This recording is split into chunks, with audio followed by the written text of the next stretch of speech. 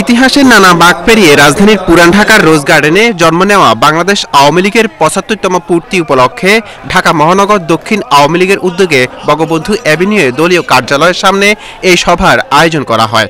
এ সময় দলের সাধারণ সম্পাদক ওবায়দুল কাদের সহ শীর্ষ পর্যায়ের নেতারা উপস্থিত ছিলেন। এর আগে সভাকে ঘিরে দুপুর থেকে মহানগরের ২৪টি থানা ও ৭৫টি ওয়ার্ড থেকে ব্যানার পেস্টুন নিয়ে নেতাকর্মীরা জড়ো হতে থাকে। এ সময় স্লোগানে মুখরিত হয়ে ওঠে গোটা বঙ্গবন্ধু অ্যাভিনিউ।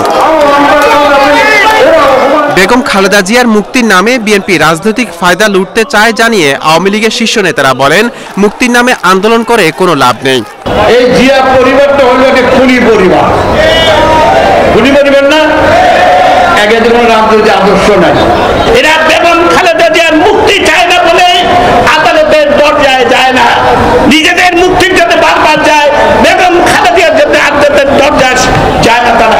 বেগম খালেদা জিয়ার শারীরিক অসুস্থতার সুস্থতা চায় না, ওরা চায় এই অসুস্থতা নিয়ে রাজনীতি করে অনেক সরকারকে বিরুদ্ধে মিথ্যাচার করা, এটা ছাড়া আর কিছু নয়। মাদকের বিরুদ্ধে, চাঁদাবাজির বিরুদ্ধে যে জিরো টলারেন্সি নীতি, সেই নীতির প্রশ্নে আমরা ভিন্ন, আমাদের ভিতরে কোনো ভিন্নতা নাই। তারেক রহমান বিএনপির এক আতঙ্কের নাম জানিয়ে আওয়ামী লীগ সাধারণ সম্পাদক বলেন, যারা দুর্নীতির কথা বলে তাদের মধ্যেই দুর্নীতিবাজ আছে। বিএনপিতে এখন আতঙ্কের নাম তারেক রহমান, কর্মসূচির নাম মেড ইন লন্ডন, নতুন নেতৃত্ব পাঠা ফরমান আকারে। এই নতুন নেতৃত্বের নাম মেড ইন লন্ডন। ক্ষমতার জন্য বিএনপি যে কোনো দাসত্ব মেনে নেয় জানিয়ে ওবায়দুল কাদের আরো বলেন, ক্ষমতার দাপট দেখালে কাউকে ছাড় দেওয়া হবে না।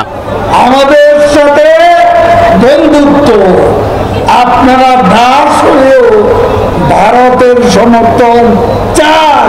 ক্ষমতার জন্য আপনারা যে কারো দাসত্ব মেনে নিতে কোনো আপত্তি আপনাদের করেন আন্দোলন, তবে আন্দোলনে সহিংসতার উপাদান যুক্ত হলে খবর আছে। আগস্ট মাসের পরে জেলা পর্যায়ে সমাবেশ করবে আওয়ামী লীগ। এতে প্রধান অতিথি হিসেবে আওয়ামী লীগের সভাপতি ও প্রধানমন্ত্রী শেখ হাসিনা উপস্থিত থাকবেন বলেও জানান ওবায়দুল কাদের। জোরদার খেলা, সবাই প্রস্তুত হয়ে। নূর মোহাম্মদ ভূঁইয়া, এশিয়ান টেলিভিশন, ঢাকা।